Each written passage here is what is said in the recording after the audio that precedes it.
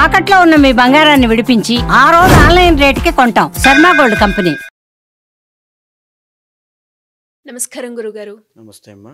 According to Vedic astrology పరంగా మనం చూసుకుంటే మనం కర్మ గురించి మాట్లాడినప్పుడు ఉమెన్లో మేషరాశి వారికి ఎలా ఉంటుందో మనం తెలుసుకోవడం జరిగింది. అందులో భాగంగానే కర్మ సిద్ధాంతం ఎన్ని రకాలుగా ఉంటుంది, మరీ ముఖ్యంగా మేషరాశి మెండ్లో మనం చూసుకున్నట్లయితే కర్మని వారు అనుభవించేటప్పుడు వారు ఎలాంటి సమస్యలను ఎదుర్కోవడం జరుగుతూ ఉంటుంది, వాటికి పరిహారాలు చేసుకోవాలి అంటే ఏ విధంగా పాసిబుల్ అవుతుంది గురుగారు? ముఖ్యంగా సిరి గారు, కర్మ సిద్ధాంతము చాలా ప్రధానమైనది, అదేవిధంగా మూలమైనది. ఈ పదం ఎందుకుని వాడానంటే వేదిక్ ఆస్ట్రాలజీకి మూలమైనటువంటిది కర్మ సిద్ధాంతం అండి.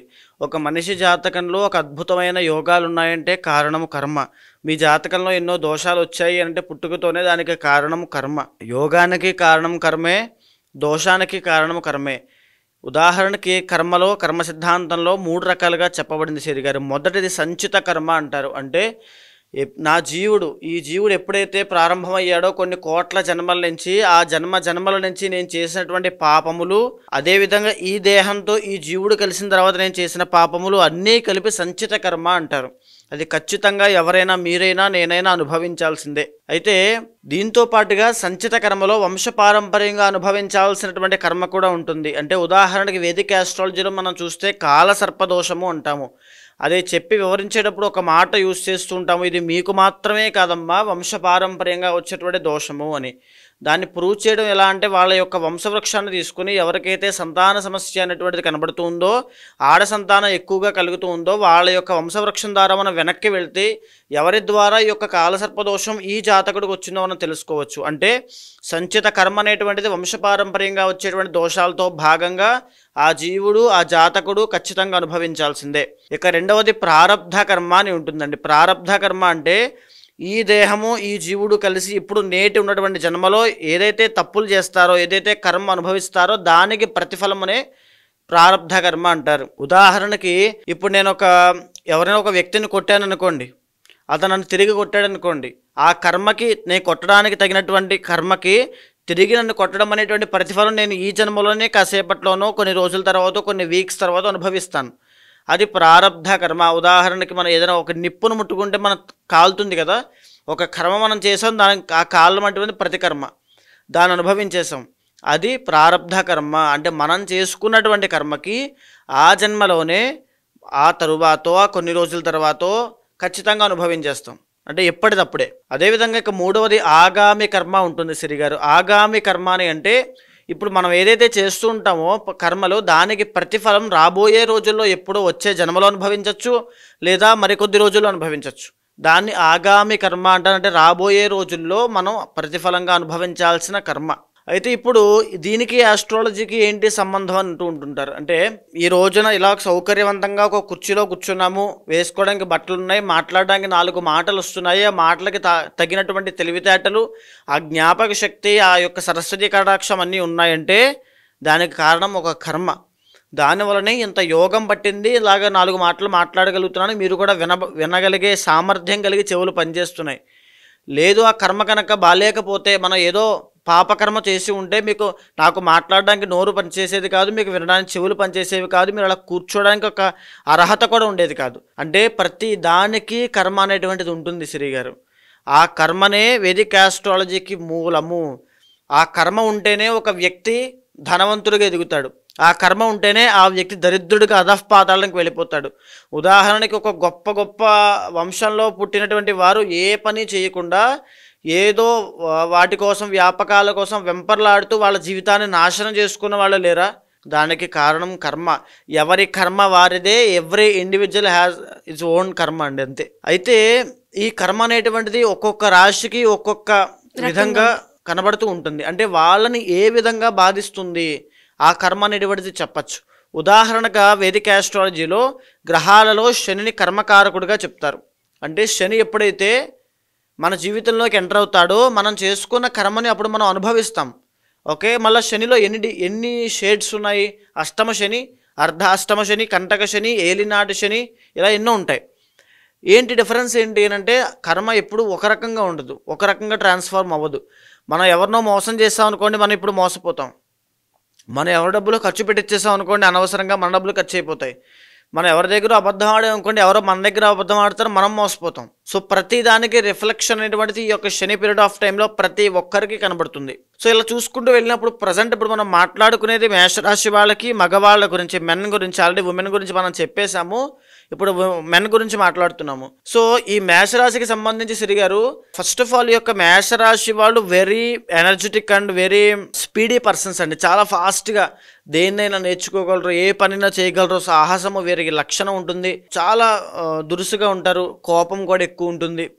సో ఇలాంటివన్నీ కనబడుతుంటాయి. ఇలా ఉన్నప్పుడు మరీ ముఖ్యంగా ఈ యొక్క రాబోయేటువంటి మార్చి 30వ తారీఖు తర్వాత సిరి గారు ఏలినాటి శని అనేటువంటిది మేషరాశి వాళ్ళని అటాక్ చేయబోతుంది. ఓకే, ఏలినాటి శని అంటే 7.5 సంవత్సరాల పీరియడ్ ఆఫ్ టైం అండి. 7.5 సంవత్సరాలు, త్రీ ఫేజెస్ ఉంటాయి అందులో. అంటే 12th హౌస్లో శని వచ్చాక 2.5 years, ఫస్ట్ హౌస్లోకి శని వచ్చాక 2.5 years, సెకండ్ హౌస్లోకి శని వచ్చాక 2.5 years, టోటల్ 7.5 years పాటు ఈ ఏలినాటి శని మేషరాశి వాళ్ళకి, మగవాళ్ళకి ఉంటుంది. ఇలా ఉన్నప్పుడు ఫస్ట్ ఫేజ్ ఆఫ్ ఏలినాటి శనిలో 12th హౌస్లో ఎప్పుడైతే శని ఎంటర్ అవుతాడో విపరీతమైనటువంటి డబ్బులు ఖర్చు అవ్వడము, అంటే డబ్బులు రూపాయి కూడా నిలబడదు.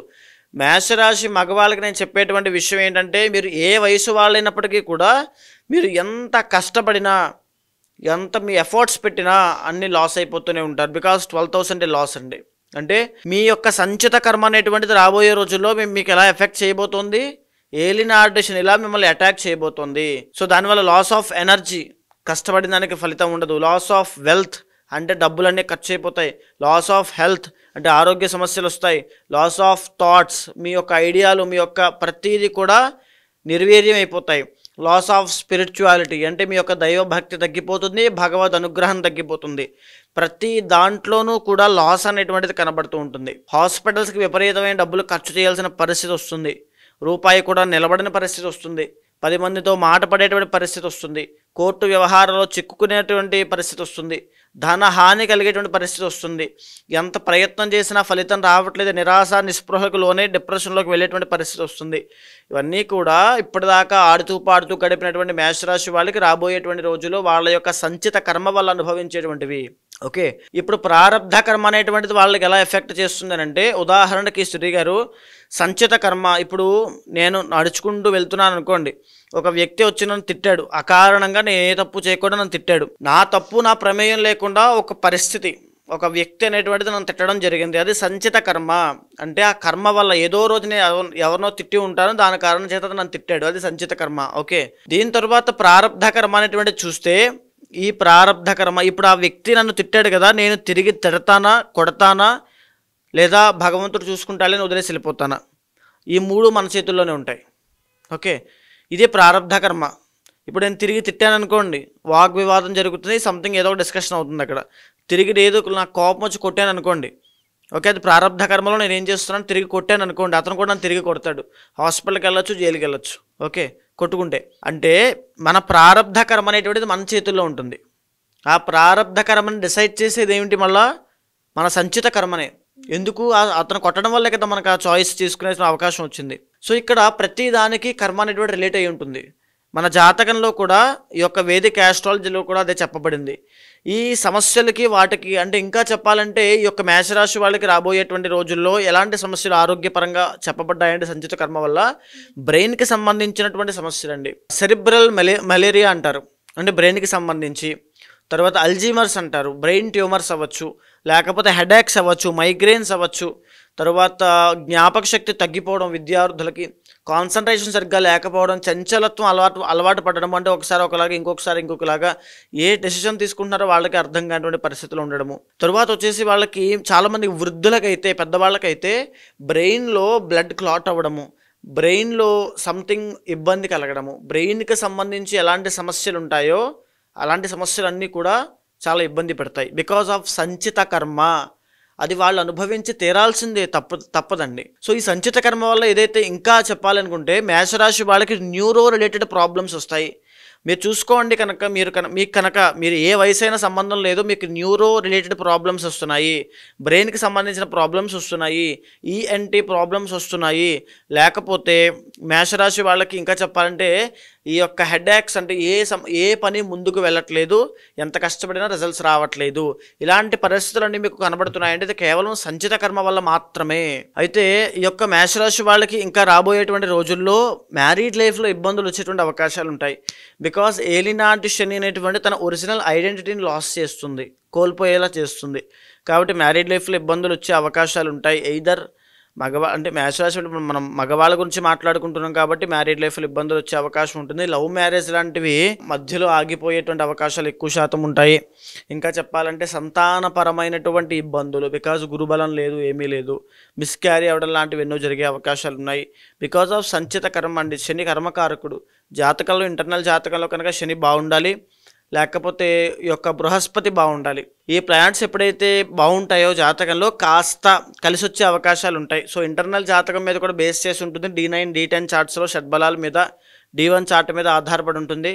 అవి కనుక బాగున్నాయి అంటే కాస్త ఉపశమనం కలిగే అవకాశాలు ఉంటాయి. కానీ ఎలా లేదన్నా సరే మేషరాశి వాళ్ళకి, మగవాళ్ళకి మార్చి 30వ తారీఖు తర్వాత నుంచి కాస్త జాగ్రత్తగా ఉండాల్సినటువంటి టైం ఇది. మీ యొక్క ప్రారబ్ధ కర్మ అనేటువంటిదే మీ జీవితాన్ని డిసైడ్ చేస్తుంది. ఆ కర్మకారకుడు శని కాబట్టి శనికి సంబంధించిన పూజలు ఆచరించండి. సో మీరు అన్నట్టుగానే ఎస్పెషల్లీ మేషరాశి వాళ్ళు కనుక వాళ్ళ జాతక రీత్యా కావచ్చు, లేదు అంటే వారు ఏదైతే కర్మను అనుభవిస్తున్నారో దానికి రిలేటెడ్గా పరిహారాలు చేసుకోవాలి, పూజ చేయాలి అనుకునే వాళ్ళు ఎవరైనా కూడా మిమ్మల్ని సంప్రదించాలి అంటే ఎలా ఉంటుంది గురుగారు? ముఖ్యంగా ఏదైతే కర్మ, ఉదాహరణకి మనం కాలసర్పదోషం తీసుకున్నాం అనుకోండి. కాలసర్పదోషం ఎందుచేత వస్తుంది? మీ జాతకంలో అయినా, మా జాతకంలో అయినా, ఎవరి జాతకంలో అయినా సర్పాలను చంపినా లేదా హింసించినా, అవి కలిసినప్పుడు వాటిని విడగొట్టినా, లేకపోతే బ్రాహ్మణ శాపాలు, కన్యా శాపాలు లాంటివి ఏవైనా ఉన్నా కాలసర్పదోషంగా మన జ్యోతిష్ చక్రంలో కనబడుతూ ఉంటుంది. అలా కనబడుతూ ఉన్నప్పుడు ఇలాగే ప్రతి సమస్యకి ఒక మూల కారణం, ఒక కర్మ అనేటువంటి డిసైడ్ అవుతూ ఉంటుంది శ్రీ గారు. ఆ కర్మని నివారణ చేయడం కోసము ఈ ఫిబ్రవరి 26వ తారీఖున ఒక ప్రత్యేకమైనటువంటి కార్యక్రమం, మహాశివరాత్రి పర్వదినం రోజున రాత్రి సమయంలో కర్మ ప్రాయశ్చిత్త రుద్రతంత్రము అనేటువంటి కార్యక్రమం చేస్తున్నాను. ప్రతి ఒక్కరూ పాల్గొనండి. ఎయిదర్ ఆడవాళ్ళైనా, మగవాళ్ళైనా, ఎవరైనా సరే మీ కుటుంబ సభ్యులకి కూడా చెప్పండి. ఏదైతే నేను చేసేటువంటి కార్యక్రమం ఉంటుందో దానివల్ల మీ జన్మల్లో మీరు చేసినటువంటి పాపం అంతా ప్రక్షాళన అవుతుంది. అక్కడి నుంచి మీ కర్మ అనేటువంటిది ప్రాయశ్చిత్తం అవుతుంది. దానివల్ల మీరు పడేటువంటి సమస్యలైనా, కష్టాలైనా శీఘ్రంగా తక్షణమే ఆది దంపతుల యొక్క అనుగ్రహం చేత అన్నీ తొలగిపోతాయి. కాబట్టి ప్రతి ఒక్కరూ పాల్గొనండి. మీకు కింద కనిపించే నెంబర్కి ఫోన్ చేస్తే మా వాళ్ళు పూర్తిగా డీటెయిల్స్ ఇస్తారు, కాల్ చేసి కనుక్కోవచ్చు. ధన్యవాదాలు గురుగారు. నమస్తే.